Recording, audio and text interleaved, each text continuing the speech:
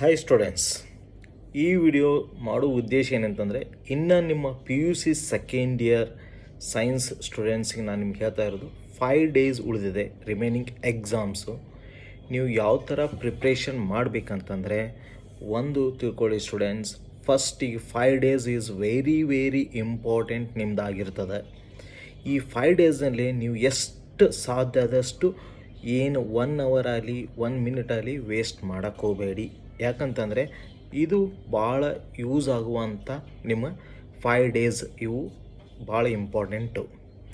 ಈಗ ನೀವೇನು ಮಾಡ್ಬೇಕಂದ್ರೆ ಫಸ್ಟ್ ಏನು ಮಾಡಿರಿ, 5 ಡೇಸಲ್ಲೇ ನೀವು ಫಸ್ಟ್ ಯಾವುದದ ಕನ್ನಡ ಇರಲಿ, ಇಂಗ್ಲೀಷ್ ಇರಲಿ, ಸೈನ್ಸ್ ಇರಲಿ, mathematics, physics, chemistry, biology, CS ಈ ಥರ ಏನದಲ್ಲ ಸಬ್ಜೆಕ್ಟ್ಸು ಯಾವ ಥರ ರಿವಿಷನ್ ಮಾಡಬೇಕಂತಂದರೆ 5 ಡೇಸ್ನಲ್ಲಿ ಈ ಫಾರ್ ಎಕ್ಸಾಂಪಲ್ ಯಾವುದು ಮ್ಯಾಥಮೆಟಿಕ್ಸ್ ಐತಂತ ತಿಳ್ಕೊಳ್ಳಿ.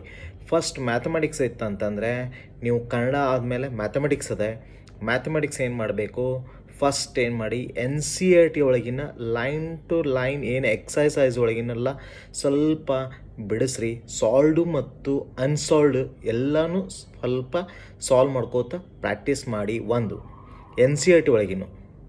ಎರಡನೇದ್ದು ಮತ್ತೆ ಏನದಲ್ಲ ಥೇರಮ್ ಪಾರ್ಟ್ ಏನದಲ್ಲ ಫಸ್ಟ್ ಈ ಫಾರ್ ಎಕ್ಸಾಂಪಲ್ ಪಾರ್ಟ್ ಡಿ ಒಳಗೆ ಯಾವ್ಯಾವ ಬರ್ತಾವು ಥೇರಮ್ಸು, ಒಂದು ಇಂಟಿಗ್ರೇಷನ್ಸು, ಒಂದು 3 ಡೈಮೆನ್ಷನ್ ಜಾಮೆಟ್ರಿ ಮತ್ತು LPP ಒಳಗೆ ಪ್ರಾಬ್ಲಮ್ಸ್ ಬರ್ತದೆ.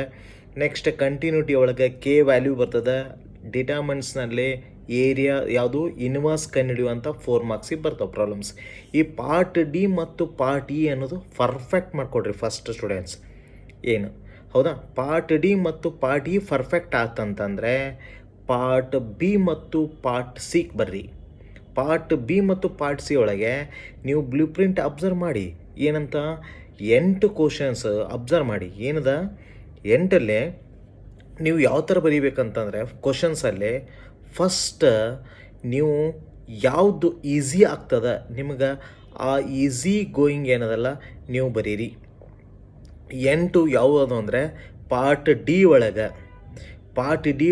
8 ಒಳಗೆ 50% 4 ಬರೀಬೇಕು. ಬಟ್ ಪಾರ್ಟ್ ಬಿ ಮತ್ತು ಪಾರ್ಟ್ ಸಿ ಒಳಗೆ 11 ಕ್ವಶನ್ಸ್ ಇರ್ತಾವೆ, ನೀವು ಔಟ್ ಆಫ್ 6 ಬರೀಬೇಕಾಗ್ತದೆ. ಅದಕ್ಕೆ ಭಾಳ ಇಂಪಾರ್ಟೆಂಟು 6 ಬರಿಬೇಕಂತಂದರೆ ನೀವು ಯಾವುದು ಈಸಿ ಆಗ್ತದೆ ಆ ಚಾಪ್ಟರ್ಸನ್ನು ಪ್ರಾಕ್ಟೀಸ್ ಮಾಡಿ. ಸ್ವಲ್ಪ ಪ್ರಾಕ್ಟೀಸ್ ಆದ ತಕ್ಷಣ ಒಂದು ಎಕ್ಸ್ಟ್ರಾನು ಬರೀದು ಕಲೀರಿ. ಹೌದಾ, ಮತ್ತು ಇನ್ನೊಂದು ಏನಂತಂದರೆ ಇನ್ನು 2 ಅಥವಾ 3 ಡೇಸ್ ಏನು ಮಾಡಿರಿ, ಎಕ್ಸಸೈಸು NCERTಯನ್ನು ಪರ್ಫೆಕ್ಟ್ ಮಾಡಿ.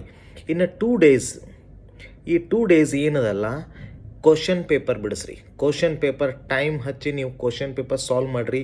ಯಾಕಂದ್ರೆ ನೀವು ಏನು ಮಾಡ್ತೀರಾ, ಎಕ್ಸಾಮ್ ಮುಂದೆ ಕೂತಾಗ ಟೈಮ್ ಸಾಲ ಇಲ್ಲ ಸರ್, ನಮ್ಗೆ ಟೈಮು ಯಾವುದು 3 ಅವರ್ಸು 15 ಮಿನಿಟ್ಸ್ ನಮ್ಗೆ ಆಗ್ತಾಯಿಲ್ಲ ಅಂತಂತ ನೀವು ಹೇಳ್ತೀರಾ. ಬಟ್ ಆಗುತ್ತೆ.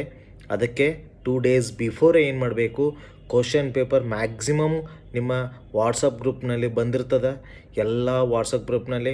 ಬಟ್ ಪ್ರಿಂಟ್ ತಕ್ಕೊಳ್ಳಿ. 2 ಡೇಸ್ ಏನು ಮಾಡಿರಿ, ಕ್ವಶನ್ ಪೇಪರ್ ಟೈಮ್ ಹಚ್ಚಿ ನೀವು ಸಾಲ್ವ್ ಮಾಡ್ತಾ ಬರ್ರಿ.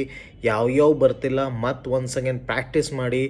ಇದು ಮಾಡೋದ್ರಿಂದ ನಿಮ್ಮದು ರೀಚ್ ಏನದಲ್ಲ 80 ಔಟ್ ಆಫ್ 80ನೇ ಬೀಳ್ತದೆ ನಿಮಗೆ. ಹೌದಾ, ಮತ್ತು ಪ್ಲಸ್ ಎಕ್ಸ್ಟ್ರಾನು ಬರೀರಿ. ಓಕೆ, ನೀವು ಈ 5 ಡೇಸ್ ಏನದಲ್ಲ ಮೋಸ್ಟ್ ಇಂಪಾರ್ಟೆಂಟ್ ಡೇ ಅನ್ನೋದು ನಿಮ್ಗೆ ಗೊತ್ತಿರಲಿ. ಯಾಕಂದರೆ ನೀವು ಎಷ್ಟು ಸಾಧ್ಯ ಆದಷ್ಟು ವರ್ಕ್ ಮಾಡ್ತಿರಲ್ಲ ಅಷ್ಟು ನಿಮ್ಗೆ ಬೆನಿಫಿಟ್ ಆಗ್ತದೆ. ಓಕೆ, ಒನ್ಸ್ ಅಗೇನ್ ನಿಮಗೆ ಎಲ್ಲ ಆಲ್ ದ ಕರ್ನಾಟಕ ಸ್ಟೂಡೆಂಟ್ಸಿಗೆ wish you best of luck. Okay, thank you, bye. ಯಾರು ನಮ್ಮ ವಿಡಿಯೋ ನೋಡ್ತೀರಾ ಫಸ್ಟ್ ಟೈಮ್ ಮಾಡಿರಿ, ಸಬ್ಸ್ಕ್ರೈಬ್ ಮಾಡಿರಿ ಮತ್ತು ಬೆಲ್ ಐಕಾನ್ ಆಲ್ ಅಂತ ಒತ್ತಿರಿ. ಯಾಕಂದರೆ ನಾವು ಯಾವುದೇ ವಿಡಿಯೋ ಮಾಡ್ತಿದ್ರೆ ಅಡ್ವಾನ್ಸ್ ಆಗಿ ನೋಟಿಫಿಕೇಷನ್ ಬರ್ತದೆ. Okay, thank you, bye. ಈ ವಿಡಿಯೋ ಶೇರ್ ಆಯ್ತಂದರೆ ನಿಮ್ಗೆ ಫ್ರೆಂಡ್ಸಿಗೆ ಶೇರ್ ಮಾಡಿ. Thank you.